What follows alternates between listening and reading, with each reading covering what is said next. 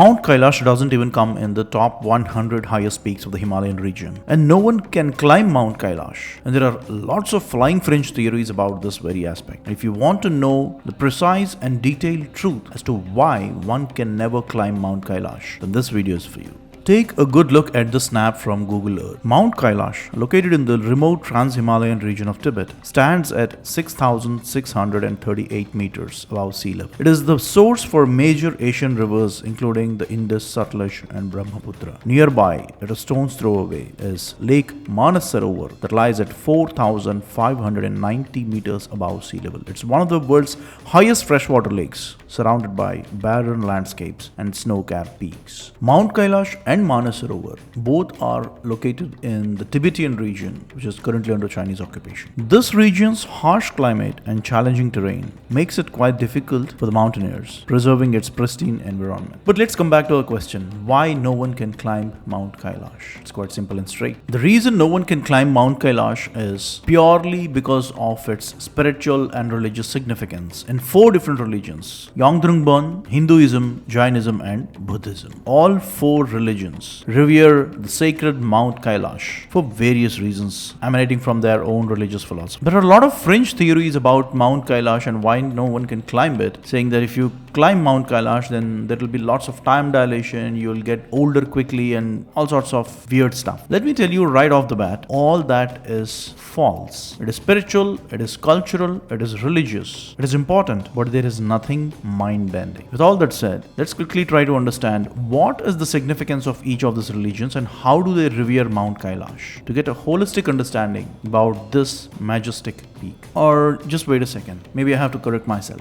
There are certain mind-bending facts, but not what you thought of or heard of Mount Kailash. What you're going to see in this video towards the fag end definitely will bend our mind in a completely different direction that will possibly change our perception about Mount Kailash a lot. So without any further delay, let's get started. Yongdrungbon is an ancient Tibetan religion that predates Buddhism. Centered on the nature worship and rituals and shamanism, Yongdrungbon is one of the ancient religions in the Indian subcontinent. In Yongdrungbon, the Mount Kailash is considered as the spiritual center of the universe. It is believed to be the seat of the sky god Sipaiman and the location of Tagzig Olmo Lung Ring. In simple words, Yongdrungbon reveres Mount Kailash as the abode of their highest deity. It's the homeland of the highest deity in the religion of Yongdrungbon. That's briefly the significance of Mount Kailash in Yongdrungbon. Now let's briefly understand the rituals and the practices in this religion that are centered around Mount Kailash. Broadly, there are 3 different rituals or traditions associated with Mount Kailash in Yongdrungbon. It is the parikrama or kora as it's called, the circumambulation around Mount Kailash or the pradakshina of Mount Kailash. Yongdrungbon practitioners perform a counterclockwise parikrama of Mount Kailash. This ritual aligns with the Bon's unique spiritual traditions and is believed to connect practitioners with their ancient heritage and spiritual roots. That's one ritual. Second one is the ceremonial offerings. Various offerings including incense, food and symbolic items that are made to deities and spirits associated with Mount Kailash are offered as a ritual at the foot of the Mount Kailash. These rituals are meant to honor the deities, seek their blessings and maintain harmony between the physical and the spiritual worlds. That's what Yongdrungbon practitioners believe. And third one is the charm dance. In some Bon monasteries near Mount Kailash, there is a specific traditional format of dance called as charm dance. It's a ritual dance, so to speak. It is performed as an act of meditation by playing the stories associated with Mount Kailash in Yongdrungbon religion. Yongdrungbon is before Buddhism. That is the antiquity of this tradition. And philosophically, Yongdrungbon is quite close to Vajrayana format of Buddhism. A quick side note is, if you just observe the charm dance with all the vibrant face masks and lots of vivid decoration, it reflects the Kala Bhairava located in Kathmandu of Nepal. There is a streak of cultural similarity in Yongdrungbon and in the culture of Nepal, but that's for another day. Let's get back to Mount Kailash. Now coming to Jaina Dharma. In Jainism, Mount Kailash is known as Ashtapada, revered as the site where the first Tirthankara, Sri Rishabhadeva, attained nirvana or liberation. It is also seen as a symbolic representation of Meru Parvatam, the cosmic mountain that is central to the Jain cosmology. It represents the center of the universe that reflects the spiritual heights that one should attain in his or her life in Jainism. Now coming to the rituals associated with Mount Kailash in Jaina Dharma are: number 1, the Kailash Yatra. People who observe Jainism, they undertake a sacred journey to Mount Kailash, symbolizing the spiritual penance and devotion. And 2 is the Parikrama or circumambulation. Devotees perform Parikrama by walking around Mount Kailash, which is believed to purify their karma and bring spiritual merit, reflecting deep reverence for the sacred site. And then Dhyana, most important of all. Jains engage in focused meditation and recitation of prayers dedicated to Lord Sri Rishabhadeva, seeking to align their souls with the teachings of the great Tirthankara. And then Upavas, fasting. Many Jains observe fasting during their pilgrimage, practicing the self-discipline when they are around Mount Kailash. And lastly, the ritual offerings. Symbolic offerings such as fruits, flowers, etc. made at sacred spots around Mount Kailash or Ashtapada is a very common practice. So these are the rituals in Jaina Dharma associated with Mount Kailash. Mount Kailash holds deep significance in Buddhism, symbolizing Mount Meru, the universe's spiritual center. It is believed to be the abode of Chakrasambhara, who represents the ultimate bliss, and his consort Vajrayogini, the embodiment of wisdom and compassion. In Buddhism, particularly in Vajrayana Buddhism, these two deities, Chakrasambhara and Vajrayogini, are the supreme deities in the tantric practices. Chakrasambhara and Vajrayogini are reminiscent of the Yabyum philosophy of the Vajrayana Buddhism. It appears like a sexual union between Chakrasambhara and Vajrayogini, but there is a very deep spiritual and philosophical significance behind that. Yabyum, or the father-mother union. This is a symbolic representation of the union of wisdom and compassion, depicted as a male deity embracing the female deity, who are Chakrasambhara and Vajrayogini. And I repeat, even though it appears like a sexual union between the male deity and the female deity, it is highly revered and respected as that very union between our father and mother, because of which the entire nature is born. And Mount Kailash is revered as the abode of this duo, Chakrasambhara and Vajrayogini, in Tibetan Vajrayana Buddhism. Coming to the rituals that the followers of Buddhism observe with Mount Kailash are: the most important of all, the yatra or the pilgrimage. Buddhists undertake a pilgrimage to Mount Kailash, viewing it as a path to enlightenment and a means to purify the negative karma accumulated over lifetimes. And then taking a pradakshina or a parikrama around Mount Kailash is also very important in Buddhism with respect to Mount Kailash. People perform pradakshina to Mount Kailash in a clockwise direction and believed to erase sins, bring spiritual merit, and draw closer to spiritual awakening in Buddhism. That's how important is Mount Kailash in Buddhism. And there is also a very interesting and very difficult task that they undertake during this parikrama, that is prostrations. So while circumambulating, some Buddhists perform full body prostrations along the 52-kilometer route, symbolizing humility, devotion, and surrender of ego. And then also the aspects like meditation and mantra chanting, rituals, ceremonial offerings, all this also are observed in Buddhism with respect to the majestic Mount Kailash. Let me tell you one thing right off the bat. Once you start learning these aspects about Buddhism, it would be quite surprising and interesting at the same time, because the current format of Buddhism is highly politicized, highly adulterated with strong political views, and it is nowhere near to the actual Buddhist philosophies. Nowhere near to it. It is just a political and caste spaghetti that is misleading people away from the actual core Buddhist philosophies. We'll talk about it sometime in detail, but for now let us stick to Mount Kailash. So these are the rituals and the significance in Bauddha Dharma about Mount Kailash. In Hinduism, Mount Kailash, well, I don't have to say a word about it. It is revered as the earthly abode of Lord Shiva and Ma Parvati. It is the ultimate destination, just like Vaikuntham or Kailasam. One of these two are revered as the ultimate destinations for each and every living thing on this planet. And of course, the rituals are quite known to all of us, like people undertake the yatra of Kailash and Manasarovar yatra, parikrama of Mount Kailash, and all these things. So in context of Hinduism, Hinduism or Sanatana Dharma, we will try to understand Mount Kailash in slightly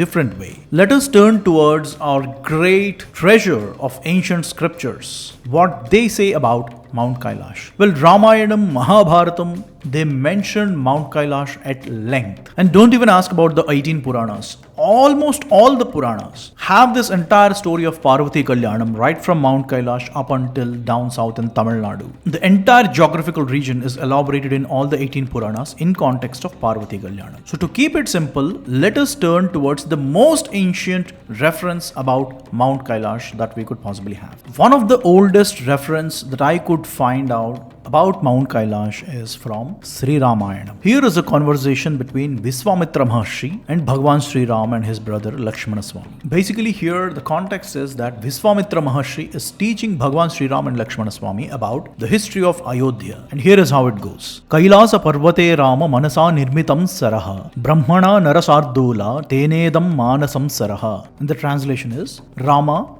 on the Mount Kailash, Brahma created a lake out of his consciousness or manas, hence called as Manasarovar, is a lake present on Mount Kailash. These are the words of Viswamitra Maharshi towards Bhagwan Sri Ram. And then Viswamitra Maharshi continues saying the following. Tasmat susrava sarasah sayodhyam upaguhate sarah pravritta sarayuhu punya brahma suraschuta. Tasmat susrava sarasah sayodhyam upaguhate sarah pravritta sarayuhu punya brahma suraschuta. A river was born out of that Manasarovar and hence called Sarayu. This river Sarayu is flowing through the banks of your kingdom Ayodhya. These are the words of Viswamitra Maharshi to Bhagwan Sri Ram in the Balakanda 23rd Sarga of Sri Ramayana. Okay, it is written in Sri Ramayana that the river Sarayu in Ayodhya originated from Manasarovar in Mount Kailash. Let us try to understand this from a geographic standpoint. So let's have a quick look at this landscape from Google Earth. There is Mount Kailash and you have Manasarovar and the distance is barely a few kilometers. And first of all, there is no surprise that this trans-Himalayan region is feeding a lot of rivers like Indus, Brahmaputra, Sutlej. So if Sri Ramayana says that a river originated from Manasarovar, that should not be a surprise because that's how rivers are fed in the northern part of India. Majority of the rivers are Himalayan fed. So from another angle, there is Mount Kailash, here is Manasarovar, and then just beside Manasarovar, you have another lake called as Rakshasthal. Rakshasthal is a saltwater lake and Manasarovar is a freshwater lake. Basically, Rakshasthal is seen as a place of negative energy built for Rakshas or Danavas or Asuras. And Manasarovar is revered as Devasaras, full of positive spiritual energy, so on and so forth. So this is how this entire landscape is revered. The Mount Kailash, Manasarovar and the Rakshasthal as well.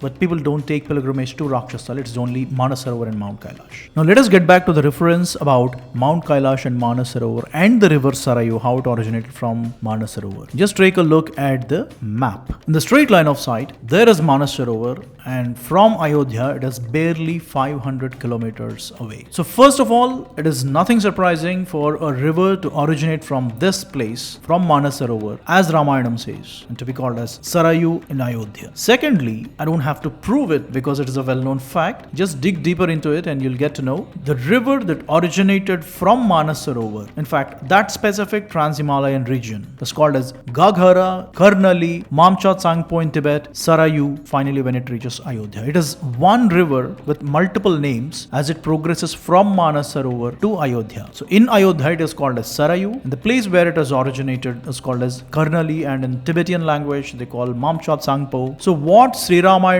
says that a river originated from Manasarovar is flowing by Ayodhya is very much correct, and hence the name Sarayu, since it originated from Sarovar. So quite an interesting hidden detail about geography and history emanating from Sri Ramayana. So this is what I often say. Reading Sri Ramayana from a devotional perspective and spiritual perspective is totally fine. That's each to your own. But these are the epics. These are the itihasas that document our history. So if someone asks the simple commonsensical question, why is Sarayu called as Sarayu? Well, the answer is, since Sarayu originated from Sarovar, the Manasarovar, hence it is called as Sarayu. And that is what our itihasa, Sri Ramayana, tells us. So stop being secular, read your own scriptures. Rest my case.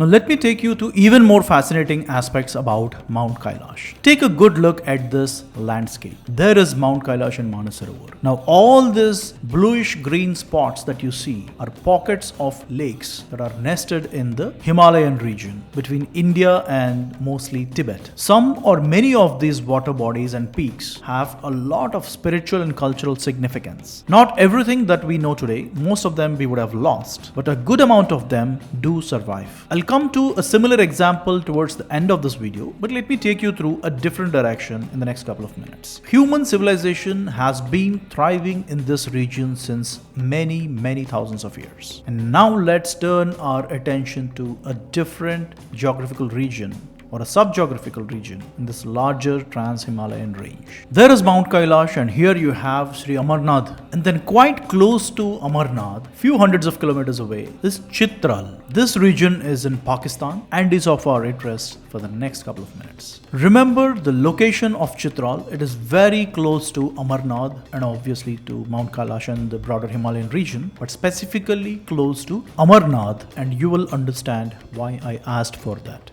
So that is Chitral, completely surrounded by the mountains. It is a valley settlement. It's a district with a couple of villages in it. And there is a very interesting ethnic group of people that live in this region of Chitral. They are the Kalash people. The Kalash people are one of the oldest indigenous communities in the Indian subcontinent, and their history, it potentially stretches back thousands of years. Number one, they are polytheistic and nature worshippers. And most important thing is, the deities that they worship, it's a mix of animism, shamanism and Hinduism together. They worship even the Rigvedic deities like Indra, Yama and Varuna. Unfortunately and obviously, this ethnic group is being persecuted in Pakistan. There are barely few thousands left, the Kalash people. And their practices are quite interesting. Like I said, it's a mix of animism, shamanism and Hinduism, all three together. And most importantly, the antiquity of this ethnic group is quite interesting. They observe certain practices right from the Rigvedic times, which modern Hinduism or the current format of Hinduism itself, majority of us don't even know. Because Indra is a deity from the Rigvedic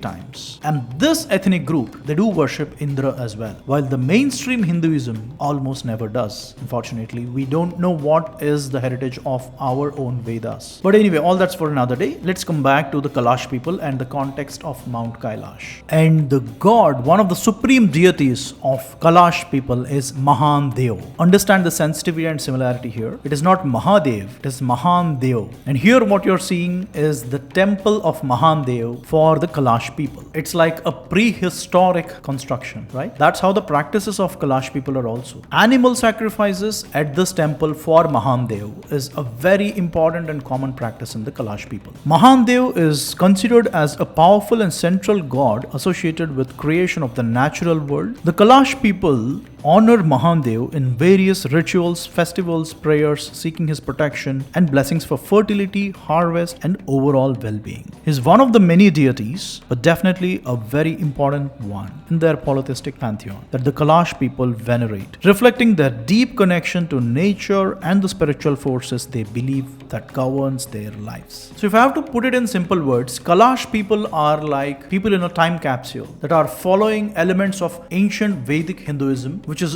very close to nature worship, or maybe I should correct myself, it is nothing but nature worship, the Vedic Hinduism. And these people, Kalash people, are still continuing that practice. And also remember why I asked to remember the location of Chitral. It is just very close to Amarnath and of course to Mount Kailash as well. In fact, Kailash is a surname in this ethnic group. People have this word Kailash, Kailash, in their surname. So like this, the ethnic group Kalash people have a very close streak of connection, a cultural continuity and a deep heritage with the entire region of Kailash and with Mahadev in their spiritual and cultural practices, unfortunately being persecuted in Pakistan. Hope this group would be able to continue growing and thriving in their own right. Coming back to this landscape which I just showed a couple of minutes ago. So this bluish green spots, just like the example of Kalash people, there could be a lot of local settlements events or legends associated with these lakes, which are both geographic and historic, which we might not know. One example I gave from Sri Ramayanam about how Mount Kailash, Manasarovar and Sarayu in Ayodhya are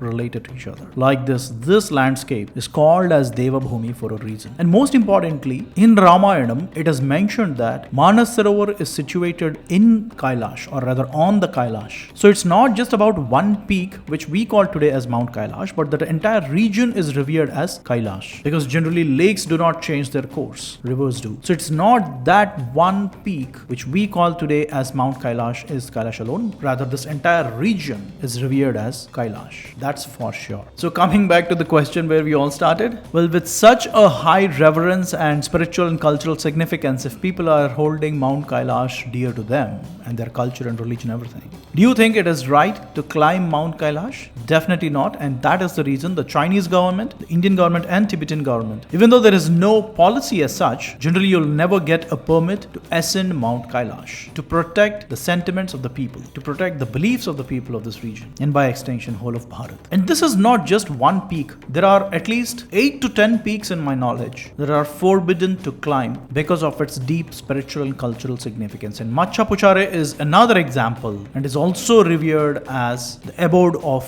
Lord Shiva and Ma Parvati. And this mountain is located in the Annapurna ranges. Like this, the list goes on, but now you have a relatively better understanding, I suppose, about Mount Kailash, its cultural and spiritual significance in Bharat, in Sanatana Dharma, in Jaina Dharma, Bauddha Dharma, Yungdrungbon, and also how this mountain, Kailash, have still an ethnic group, one we know of, the Kalash people, and we don't know still how many, or at least in the past how many were there, but you get the point. So that is in brief about Mount Kailash and Manasarovar. As always, thanks for watching.